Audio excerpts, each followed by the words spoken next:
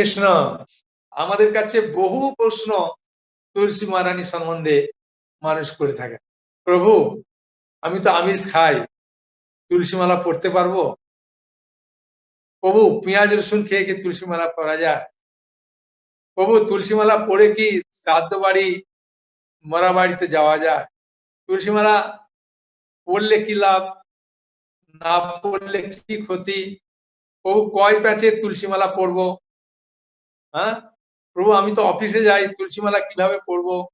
তুলসী মালা ধারণের বিধি কি, কিভাবে পরবো, কোন দিন পরবো? তুলসী মালা কি খুলে রেখে মাছ মাংস খাওয়া যায়? খাওয়ার পরে আবার পরে নেবো? এইভাবে মানুষের মনে কত রকম যে প্রশ্ন আসে তা ঠিক নাই। সেই জন্য তুলসী সম্বন্ধে শ্রীমদ্ ভাগবতমে 10ম স্কন্ধ 30 অধ্যায়ের 7 নম্বর শ্লোকে গোপিকারা বৃন্দা দেবীকে উল্লেখ করে কি বলছেন আপনারা শুনুন, তাহলে বুঝতে পারবেন যে তুলসী মালা ধারণের এত মাহাত্ম্য সেখানে উল্লেখ আছে। কষ্টিৎ তুলসী কল্যাণী গোবিন্দ চরণ প্রিয়ে সহতা ওলি কুলই বিব্রত দৃষ্টাতে অতি প্রিয় অচ্যুত। গোপিকারা বলছেন, হে পরম কল্যাণপ্রদ গোবিন্দের চরণ কমলে অত্যন্ত প্রিয় তুলসী, তোমাকে গলায় ধারণ করে ভ্রমরের দলের সঙ্গে তুমি কি অচ্যুতকে যেতে দেখেছো? এই কথা গোপিকারা বলছেন তুলসী বৃক্ষকে লক্ষ্য করে। যখন রাজলীলা থেকে কৃষ্ণ চলে গিয়েছিলেন তখন গোপিকারা তুলসী মহারানীর কাছে প্রার্থনা করছেন, কষ্টিৎ তুলসী কল্যাণী, একমাত্র জগৎবাসীর কল্যাণ করতে পারে এই তুলসী। কারণ মৃত্যুর সময় একটা দানা তুলসীর যদি আপনার গলায় থাকে তাহলে ভবসমুদ্র আপনাকে পার করে দেবে, যমরাজ কোনোদিনও আপনাকে দর্শন করতে আসবে না, এত কল্যাণপ্রদ তুলসীর মালা গলায় ধারণ করলে। এবং গোবিন্দ চরণ প্রিয়, গোবিন্দের চরণে সবসময় যেন তুলসী দেওয়া হয়। এবং এখানে বলছেন যে সহতা অলি কুলই বিব্রত দৃষ্টেতে অতি প্রিয় অচ্যুত। অচ্যুত ভগবান শ্রীকৃষ্ণকে তোমরা কি দেখেছো যে গলায় তুলসী ধারণ করে এখান দিয়ে গেছে? এবং কাদের সঙ্গে না, ভ্রমরের দলের সঙ্গে। তাহলে আমরা খুব সহজে বুঝতে পারছি যে তুলসী যদি ধারণ করি তাহলে যমরাজ আমাদেরকে কখনো দর্শন করতে আসবে না, ভুলেও আসবে না। বুঝতে পেরেছেন? কারণ তুলসী গোবিন্দের চরণে সবসময় অবস্থান করে, ওই জন্য গোবিন্দের খুব প্রিয়। গোবিন্দ প্রিয়া, এ আমি বলছি না, সমস্ত গোপিকারা বলছেন কৃষ্ণের যারা অত্যন্ত প্রিয়। এবং ভগবান কৃষ্ণ পর্যন্ত ধারণ করেন, তুলসী মালা করেন। দেখবেন আমাদের মায়াপুরে এলে তুলসী পাতা দিয়ে বড় বড় মালা রাধা মাধবকে দেওয়া হয়, পঞ্চতত্ত্বকে মধ্যে মহাপ্রভুকে দেওয়া হয়, নিত্যানন্দ প্রভুকে দেওয়া হয়, নরসিংহদেব ভগবানকে দেওয়া হয়। তা এই দিক থেকে আমরা দেখতে পাচ্ছি যে তুলসী যখন ভগবানের অত্যন্ত প্রিয়, তাই তুলসী ধারণ করলে ভগবান খুব খুশি হন এবং যমলোকে আপনাকে কখনো যেতে হবে। তাহলে তুলসী ধারণটা আমাদের পক্ষে গ্রহণীয় না বর্জনীয় বলুন? এছাড়াও পদ্মপুরাণে উল্লেখ আছে খুব সুন্দরভাবে, যদি তুলসী গলায় থাকে, আর এই তুলসী গলায় থাকলে যখন মাথায় জল দিচ্ছে, সেই জল এই তুলসী লেগে যখন নিচে নামছে, তখন এই ধরিত্রীতে যত তীর্থ আছে সমস্ত তীর্থে স্নান হয়ে যাচ্ছে। তাই পদ্মপুরাণে বলছেন, স্নান কালে তুলসঙ্গে দৃশ্যতে তুলসী শোভা, সর্বতীর্থে স্নাতম ভবিতে না সংশয়া। কোন সংশয়ের কারণ নেই, সমস্ত তীর্থে স্নান হয়ে যাচ্ছে। তাহলে তুলসী ধারণ আমাদের পক্ষে গ্রহণীয় না বর্জনীয়, আপনারা চিন্তা করুন। এবং বৃন্দাবনে এক বাবাজি মহারাজের ক্লাস শুনছিলাম, সেখানে মহারাজ বলছেন যে যার গলায় তুলসী নেই তার হাতে যদি তুমি জল খাও তাহলে মদ খাওয়ার সমান হবে। তাহলে বৈষ্ণবদের আপনি কখনো জল খাওয়াতে পারবেন তুলসী ধারণ না করলে। এবং শ্রাদ্ধতেও বৈষ্ণবরা আপনার বাড়িতে প্রসাদ পেতে যাবেন, কারণ যেহেতু আপনি তুলসী ধারণ করেননি, মারা গেছেন। তাহলে আমাদের যদি তুলসী ধারণ না করার ফলে বৈষ্ণবদের জল খাওয়াতে পারবো না, বৈষ্ণবরা আসবে না, সমস্ত তীর্থে আমার স্নান হবে না, আমি গোবিন্দের প্রিয় হব না, তাহলে কেন তুলসী মালা আমি ধারণ করবো না? তাই না? স্বাভাবিক। রসখানজি বলে একজন ভগবত ভক্ত, তিনি মানে এক মানে কি বলবো, বহু মালা তিনি ধারণ করতেন, ছোট বড় একদম, হ্যাঁ, প্রচুর মালা তিনি ধারণ করতেন। একজন বৈষ্ণব বৃন্দাবনে তাকে জিজ্ঞাসা করছেন যে আপনি এত মালা ধারণ করেছেন কেন? তুলসী মালা তো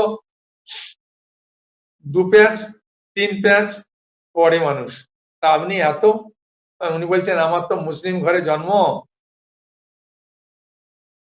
তাই আমাকে ভব নদী পার করতে অনেকগুলো মালা ধারণ করতে হয়েছে। কারণ এমনিতে কোনো কাঠের উপরে ভর করে, কাঠ কখনো ডুবায় না আপনাকে, কাঠে যদি ভর করে আপনি দেখবেন অনেকে নদী সাঁতার কাটে, কাঠের উপরে ভর করে চলে যায়, নৌকাটা কাঠ দিয়ে তৈরি হয়। হ্যাঁ, তা বলছে নৌকা কাঠের উপরে ভর করে যদি এমনি নদী পার হওয়া যায়, এই তুলসী কাঠ এত মাহাত্ম, এক কণা তুলসী ধারণ করলে আপনাকে ভব নদী পার করে। তাহলে তুলসী মালা কেন করবো না? তাই না? একজন ছেলে, তাকে আমি বলছি তোমার তোমার তোমার পড়া উচিত তুলসী মালা, তুমি কেন পড়বে না? তখন ছেলেটা বলছে, প্রভু আমার বয়স হচ্ছে মাত্র 22 বছর, এখনো বিয়ে টিয়ে করিনি। আমি বলছি তোমার বাবা পড়েছে? বলছে না। তোমার বাবা বিয়ে করেছে, তোমার বাবা পড়েনি। তোমার দাদু পড়েছে? বলছে না। আমি তাহলে যারা, যদি তোমার বাবা না পড়ে বিয়ে করার পরে, তোমার দাদু বয়স হয়ে গেছে না পড়ে, তাহলে তুমি আর কোন বয়সে পড়বে? তুমি তো কারণ দেখাবে যে আমার বাবা পড়েনি, আমার দাদু পড়েনি, আমি কেন পড়বো? তা তুলসী মালা ধারণ করলে মানুষ পড়ে না কেন? না, তুলসী মালা ধারণ করে কখনো আপনি আমিষ খেতে পারবেন,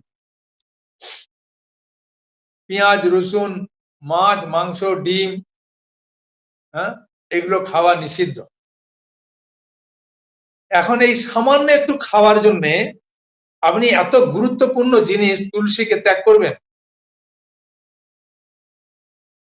হ্যাঁ, সেই জন্য আমি বলবো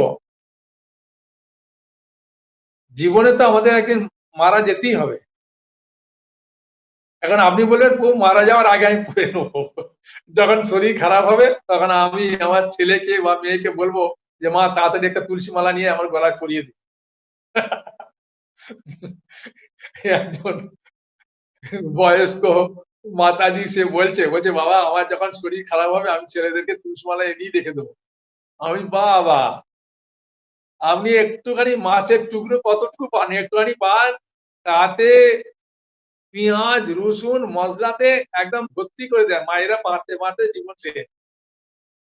তা সামান্য একটু মাছের টুকরো বা মাংসের টুকরো, মাংস তো প্রতিদিন হয় না, কখনো একবার হয়।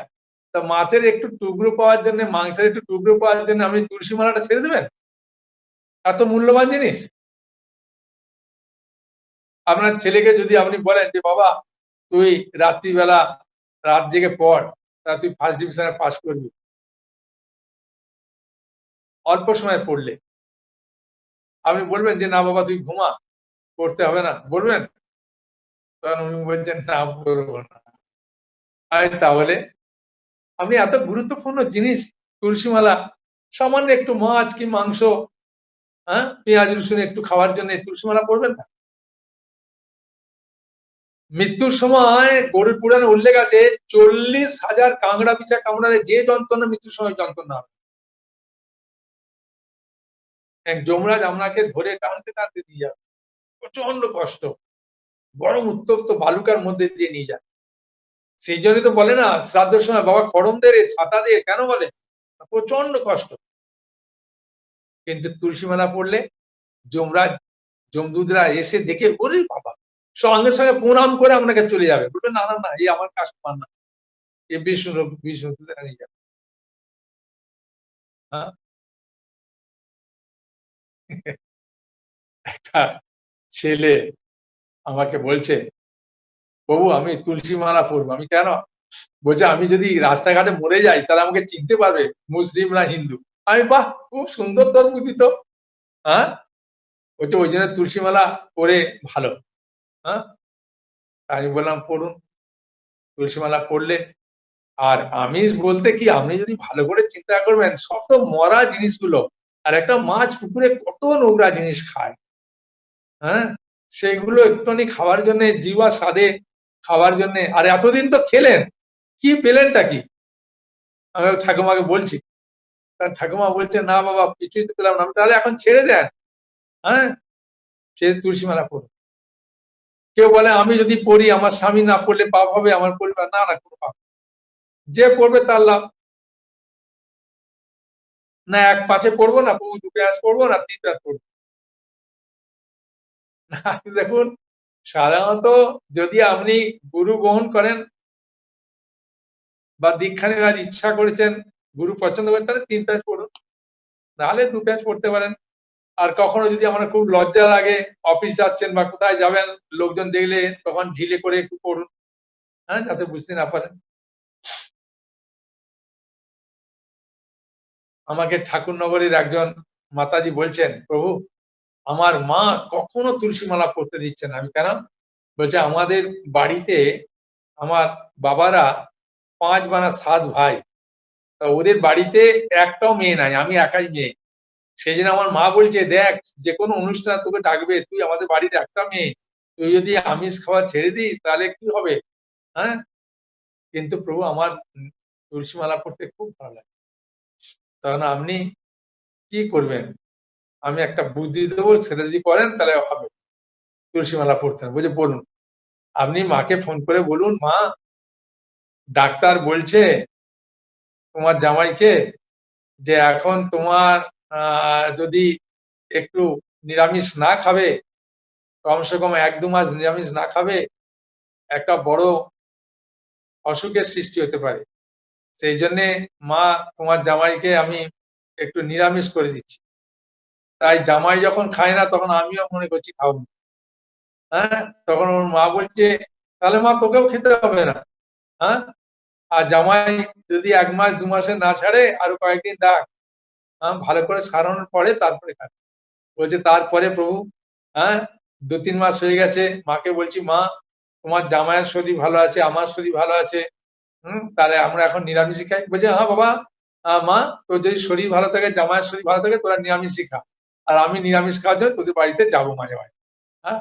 আমি বললাম, "তাহলে কি হলো? পরিবর্তন হলেন?" বলছে, "হ্যাঁ প্রভু খুব সহজে রাজি হয়ে গেছে।" হ্যাঁ, এরকম ভাবে বললাম। এখন আমাকে বলছেন একজন যে, "প্রভু আপনি তো মিথ্যা কথা বললেন। ওর তো কোনো অসুখ হয়নি।" আমি বলছি, "না, সাধুরা পরের উপকারের জন্য কিছু, কিছু ক্ষেত্রে এই মিথ্যা কথাগুলো কোনো অপরাধ নেই।" হ্যাঁ? আমি একবার শিলংয়ে প্রচার করছিলাম। সেই সময় শিলংয়ে তো এমনিতে সবসময় ঠান্ডা। হ্যাঁ? তা সেই সময়তে একজন চাদরের ভেতর করে একটা পায়রা নিয়ে যাচ্ছে, কবুতর নিয়ে যাচ্ছে। তখন আমাকে দেখে বলছে, "সাধু বাবা, আপনি বলতে পারেন আমার চাদরের ভেতর কি আছে?" আমি না কিছু নাই, জানি না। বলছে, "আচ্ছা একটা জীবন্ত কবুতর আছে না মরা কবুতর আছে?" মানে পায়রা। হ্যাঁ? আমি বললাম, হঠাৎ চিন্তা হলো যে ও তো যা ভাবে আছে, মানে মদ খেয়ে চুর, এ তো এক্ষুনি কেটে খাবে। আমি বললাম, "আপনার কাছে যেটা আছে ওটা উড়ে পালাতে পারবেন, এমন মরা আছে।" তখন হট করে ও চাদর থেকে বার করে ছেড়ে দিয়ে বলছে, "সাধু বাবা মিথ্যা বললেন, দেখুন উড়ে পালিয়ে গেল।" হ্যাঁ? আমি বললাম, "হ্যাঁ, মিথ্যা বলে দিলাম তো, সত্যিই তো।" হ্যাঁ? বলে, "দেখলেন তা সাধুরা মিথ্যা বলে।" আমি, কখনো, কখনো বলে। তারপর ও চলে গেল, আমি চলে গেলাম। তো এরকম বৃহত্তর স্বার্থে কখনো, কখনো আমরা মিথ্যা কথা বলতে পারি। হ্যাঁ? অসুবিধা নেই। তারপরে তুলসী মালা পড়লে আপনার ভূত প্রেত কখনো ধরবে না, কখনো কাছে আসবে না। তুলসী মালা পড়লে আপনার যত কিছু আবোল-তাবোল যে চিন্তা, সেই চিন্তা অনেক সময় বিনাশ হয়ে যায়, নষ্ট হয়ে যায়। তুলসী মালা পড়লে মন ভালো থাকে। সবথেকে বড় জিনিস কি, আপনি পাপ কাজ করতে গেলে আপনি বন্ধ করে দেবেন। আমি মন্দিরে ক্লাস দিচ্ছিলাম। একজন বলছেন, "সাধু বাবা, আমি যেদিন আমিষ খাই সেদিন তুলসী মহারানী এই তুলসী মালাটা খুলে খায়। আর আ আপনি যদি অনুমতি দেন তাহলে আমি খুলবো না। সবসময় জন্যে খাবো।" আমি বলছি, "দেখুন, পুলিশের চাকরি করে, চাকরি যে করে সে যদি ড্রেস পরে ঘুষ নেয়, লোকেরা কি বলবে? আপনি যদি তুলসী মালা পরে মাছ মাংস খাবেন, লোকেরা কি বলবে কি?" ভদ্রলোক উনি দাঁড়িয়ে বলছেন, "আপনি জানলেন কি করে আমি পুলিশে কাজ করি?" আমি বলছি, "আমি জানি না পুলিশে কাজ করেন কি?" বলছে, "হ্যাঁ, আমি পুলিশে কাজ করি।" হ্যাঁ, এরকম কখনো, কখনো হয়ে যায়। তাই বললাম, সেই জন্যে যদি আপনার আমিষ খাওয়ার ইচ্ছা আছে তাহলে তুলসী মালা পরে লাভ নেই। হ্যাঁ? একজন ঝাড়খন্ড থেকে মাতাজি প্রশ্ন করেছেন যে, "আমার মা তুলসী পড়তে দিচ্ছে না। বলছে তুলসী পড়লে তুই মেয়ে ছেলে বিয়ে করবি, ছেলে-মেয়ে হবে। এসব কিচ্ছু করা যায় না।" আমি, "না, না, কোনো অসুবিধা নেই।" মহাপুরুষ সব পার্ষদরা তাদের বহু সন্তান ছিলেন, তারা তুলসী মালা পড়েছেন, কোনো তুলসী মালা ধারণ করলে কখনো খোলার দরকার নেই। বলছে, "প্রভু কবে পড়বো?" আমি, সোমবার পড়তে পারেন, বুধবার পড়তে পারেন, বৃহস্পতিবার। সবচেয়ে ভালো গুরুবার, বৃহস্পতিবার পড়ুন। তুলসী মালা নিয়ে গঙ্গা জলে ভালো করে ধুয়ে ভগবানের চরণে স্পর্শ করাবেন। যদি পূজারি থাকে তাকে বললেন, "এটা আমার প্রসাদী করে দেন।" তখনও চরণে ঠেকে প্রসাদী করে দেবেন। তারপরে আপনি পড়বেন। হ্যাঁ? তাই তো? তুলসী মালা পড়লে অনেক সময় আ গায়ে কুষ্ঠরোগ থেকে রক্ষা পাবেন। অনেক সময় গলার রোগ হয়, তারা তুলসী মালা পড়লে রক্ষা পায়। তুলসী মালার বহু মাহাত্ম্য। হুম? বুঝেছেন? সবচেয়ে বড় মাহাত্ম্য কি?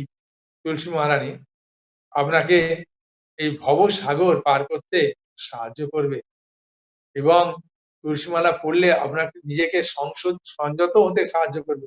আপনি অসৎ কাজ করতে গেলে মনে হবে, "না, আমি তুলসী মালা পড়েছি, করব না।"